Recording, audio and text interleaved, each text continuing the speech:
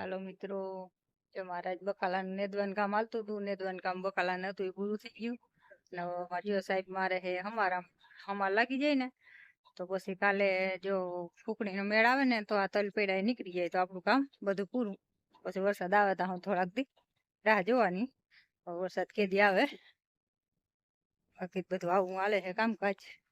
અને જામાં બધે સમાર લાગી ગયો હે. આ તલ છે ને મેળ આવીએ ને તો કાલે જો ફૂકણી વાળાને કીધું તો હે, જો કાલ મેળ આવીએ માણસો મળી જાય ને તો કાલ કાઢી નાખવાના હે. નકર પછી પરમ દી 2 દીનું હે.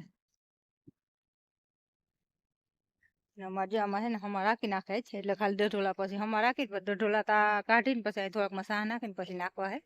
પટાણા તો ખાલી છે ને આટલું જેટલું ખાતર ભરાઈ ગયેલ છે ને એમાં દઢોલા હું અમારે મારી દઈએ ને તો શું કે સાટા સૂટી કદાચ થાય તો આ ધોવાય નહીં.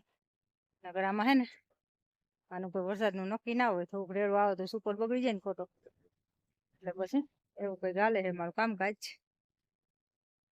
ને મારી ચેનલને લાઈક કરો, સબસ્ક્રાઈબ, નવા હોય તો સબસ્ક્રાઈબ કરો. જો મારા સાહેબ આવે છે ટ્રેક્ટર લઈને છૂટે એટલે આપણે એક બાજુ રહેવાનું. સાથેનું ધ્યાન હોય નહીં ટ્રેક્ટરમાં.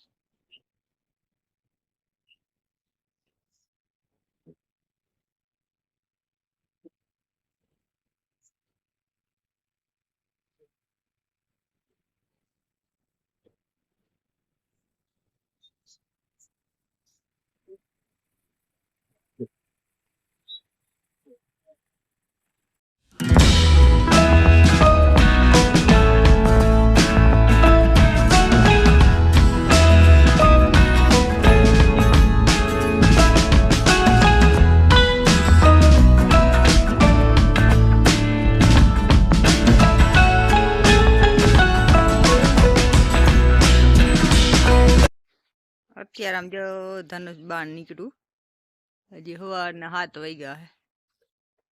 નાચ તો રાતી સાટા કોકો ચાલુ જ હતા. તે આજ ક્યાંક વેઠવો હોય વધારે તે બાજુ દેખાય છે આમ મોડ પર ગમ લાગે.